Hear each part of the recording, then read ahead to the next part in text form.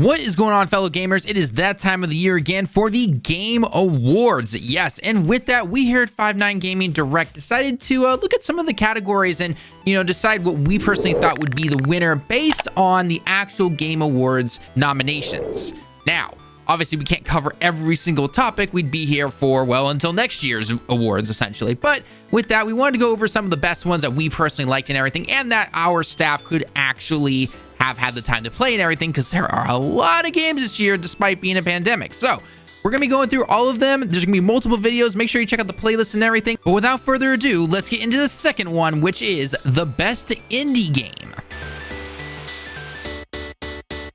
So why I chose Kena to be the best indie game of the year, and it was different, really.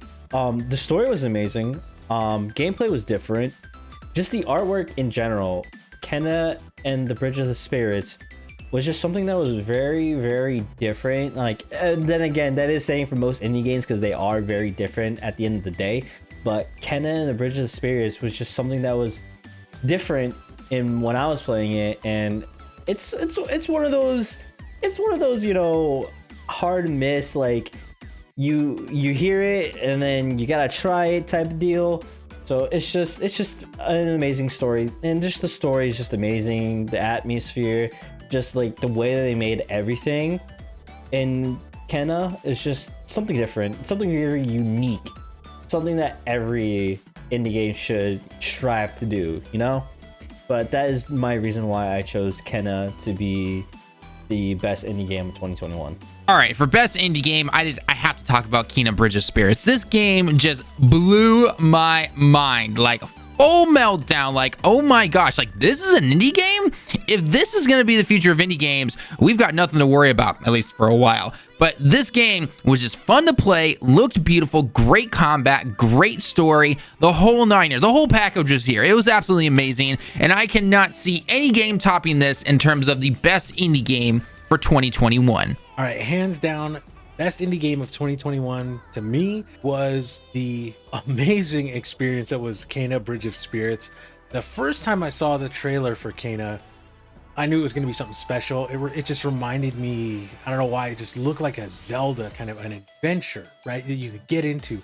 And once it came out, I was trying to temper my expectations. I was like, it looks so good, I don't want to be disappointed.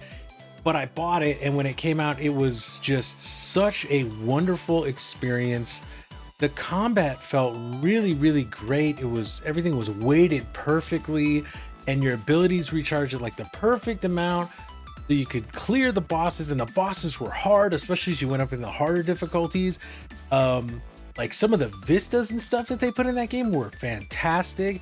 The platforming and exploration was great. Finding all the collectibles in that game was just a real pleasure.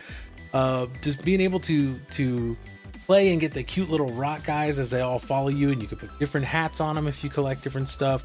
You help different people in the main village, aside from the main spirits, and each spirit has its own little biome that you go to that's pretty different from the last one.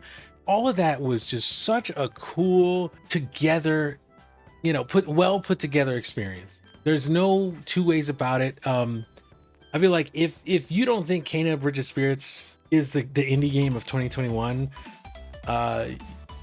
you'd have a real hard time convincing me of that. And I know there've been some really great indie games, but Kena is the only one that I've seen that came out swinging like it's a AAA. Kena Bridge of Spirits is an action-adventure game developed by Ember Lab. To me, this game is overall just a beautiful work of art. You play as a girl named Kena, a spirit guide whose job is to help souls stuck in the physical world move on to the spirit world. Through a third-person perspective, you get to battle against incredible bosses, rescue little characters called rots, and unlock different abilities to help you along the way and solve various puzzles.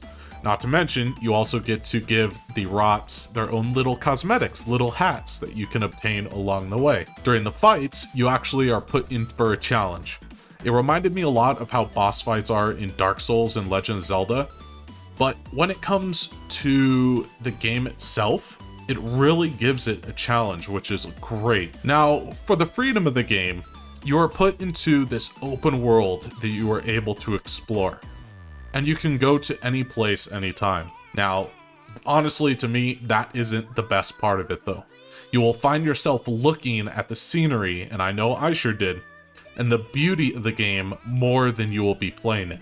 Whether it be the in-game cutscenes or the cinematic cutscenes or just going around in a level. Overall, when it comes to the graphics, the cutscenes of the game, you will think you are walking and watching an actual movie.